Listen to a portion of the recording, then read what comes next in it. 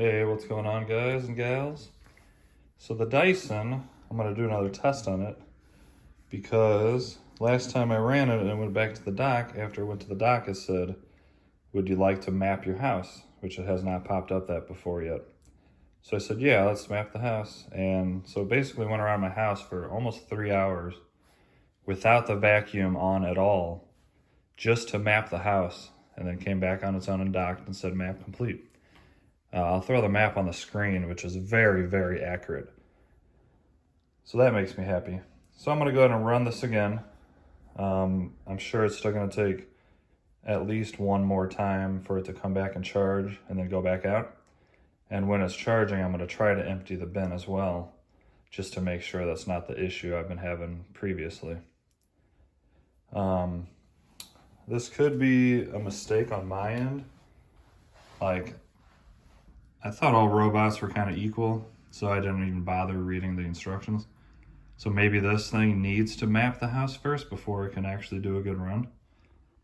But regardless, I'm gonna go and run it again and see how it does. Hopefully this time, now that it has a map of the house, it'll clean everything, come back all on its own. And I'm really curious if this thing has a full bin alert.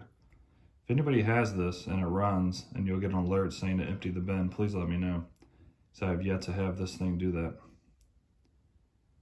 All right, I'm gonna send it out and I will let you know how it does.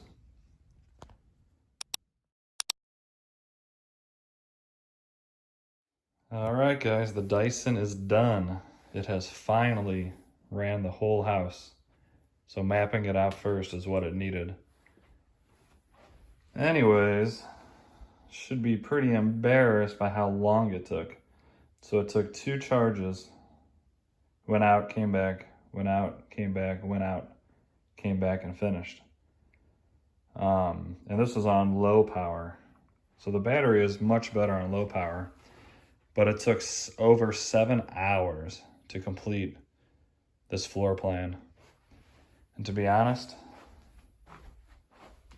I mean, there's still quite a bit of pasta left over from my previous video.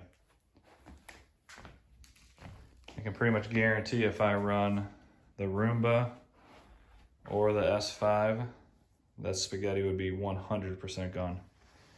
So, not too impressed by this Dyson. 7 hours to clean. The S5 can literally do it in under an hour, the entire floor plan. That's just crazy. So what do you guys think about it? I mean, it finally did map the house. It finally did complete. It didn't die on its own. It came back every time. It recharged. It did its job. But 7 hours, that's just way too freaking long. So yeah, I don't think I'm gonna be keeping this robot. It's way too expensive for what it is. It doesn't do any better than any other robot. The Roomba and the S5 are much better overall robots. Let me know what you guys think in the comments. What robot do you guys recommend?